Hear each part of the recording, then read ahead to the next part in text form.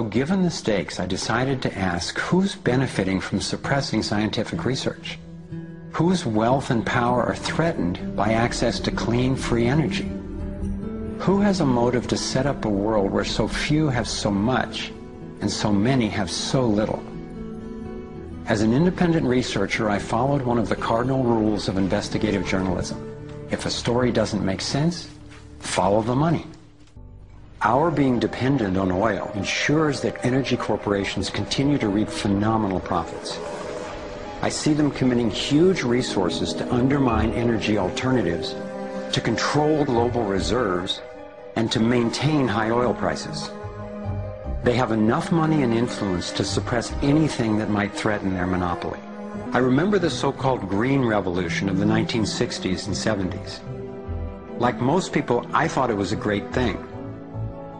It was, however, based on the planting of huge plots with a single crop using vast amounts of oil-based fertilizers, herbicides, and pesticides.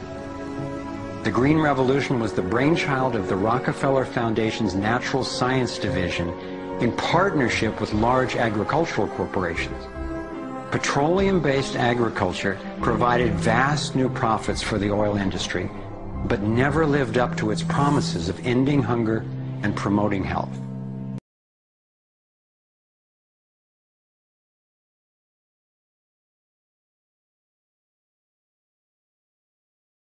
The Founding Fathers, along with other farmers, grew cannabis in large amounts to support the needs of the growing colonies.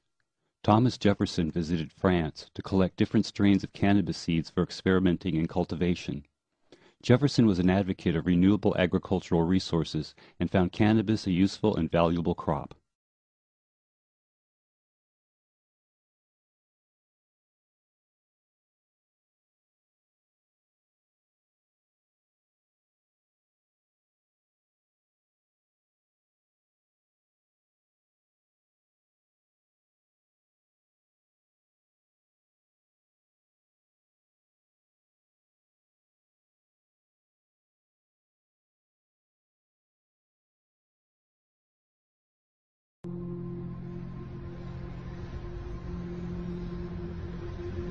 As difficult as it was for me, I have come to an inescapable and profoundly disturbing conclusion. I believe that an elite group of people and the corporations they run have gained control over not just our energy, food supply, education, and health care, but over virtually every aspect of our lives. And they do it by controlling the world of finance, not by creating more value, but by actually controlling the source of money. It's someone's $200 trillion piggy bank. The proven oil and gas and coal reserves are worth north of $200 trillion.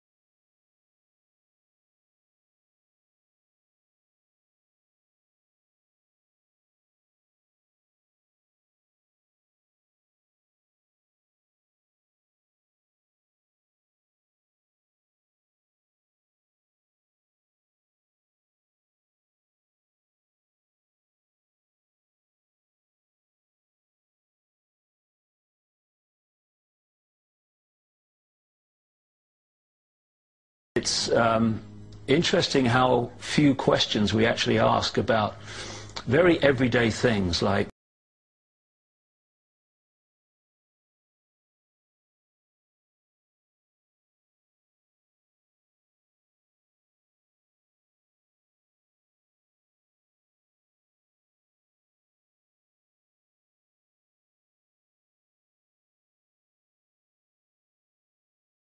how easy it is for a few to control the many. All you have to do is dictate the norms in society, what is considered right and wrong, moral and immoral, good and bad, sane and insane, possible and impossible. And you build what I call a hassle-free zone. And if you live your life within that zone of perception, belief, and what you say and think, then people will leave you alone because you're normal. Once you step out of that pen and you start to express your uniqueness, what the Illuminati have created is a whole human population of prison warders who are jumping on those that are stepping out of the norm. And it's interesting, when you get to the edge of that hassle-free zone in what you say and you think, you're not thinking, if I do, what about the head of the World Bank? What's he going to say if I do this? No. We're saying, what will my mother think? What about the guys down the bar and the people at work? What will they say? And what the Illuminati have done by creating the norms, they have created an absolute army of people to impose those norms on each other.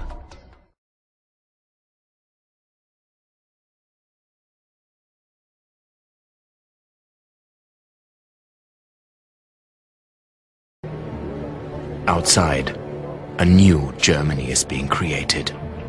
Many millions are rejoicing. Hitler is promising everyone precisely what they want. I think that when they wake to their sober senses, they will find that they have been led by the nose and duped by lies. This is like the last effort of a particular phase of civilization. It's its last gasp. Like many people, I thought a conspiracy for global domination could not really work because basically people are just not that competent. I thought there's no way they could pull off such a scheme at the necessary level of control and secrecy. One of the false hopes is this is all happening because government is incompetent, and it's a giant mistake and people really don't know. And of course that's great air cover for the fact that the system really does know where it's going, and it's going where it wants to go, and it's being successful at it. Still, I wondered, how could something that is so big and corrupt be kept secret? It's a simple structure, and if it wasn't simple, it wouldn't work. And it can be likened to a compartmentalized pyramid. If you look at any organization today, no matter whether it's a transnational corporation, a university, a government, a secret society, they're all structured as a pyramid. And as the CIA and other intelligence agencies talk about, they have this need-to-know system. Only let people know as much as they need to make their contribution and no more. So you take a bank, an individual bank, not that there is such a thing. At the bottom, you've got the people you see when you pass your check over the counter in the bank. Now, they don't know what the bank manager behind them knows and is discussing. They only know what they need to know to do their job.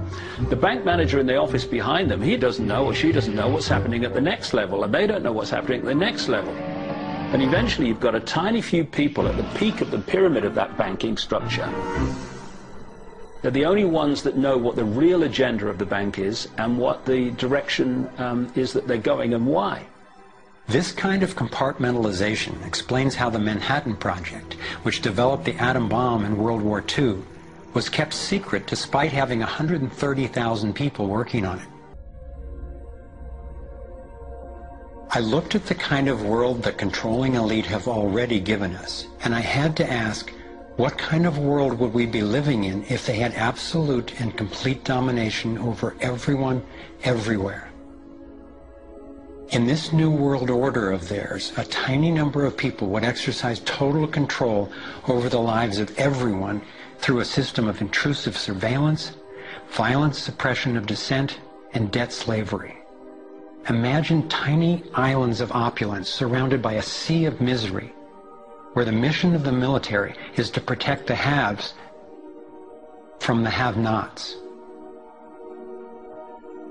I've come to believe that their endgame is truly ominous, and that they will stop at nothing to continue implementing their plan. John Perkins is a man who knows from decades of his own experience as a so-called economic hitman how the collusion of banks, corporations, and governments has taken over countries around the world. We use many techniques, but probably the most common is that we'll go to a country that has resources that our corporations covet, like oil, and we'll arrange a huge loan to that country from an organization like the World Bank or one of its sisters, but almost all of the money goes to U.S. corporations, not to the country itself. Corporations like Bechtel and Halliburton, General Motors, General Electric, these types of organizations, and they build huge infrastructure projects in that country, power plants, highways, ports, industrial parks, things that serve the very rich and seldom even reach the poor. In fact, the poor suffer because the loans have to be repaid, and they're huge loans, and the repayment of them means that the poor won't get education, health, and other social services, and the country is left holding a huge debt by intention.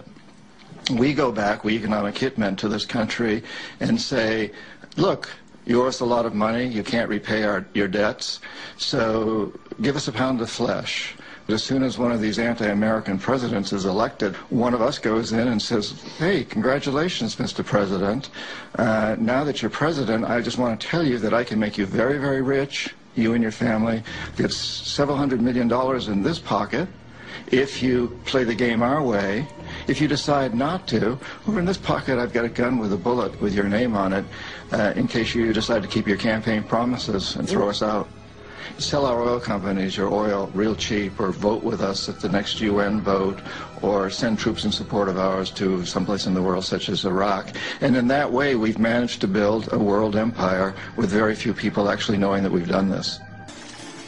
In this system, the bankers get to make up money out of nothing, while the rest of us have to work hard to earn it.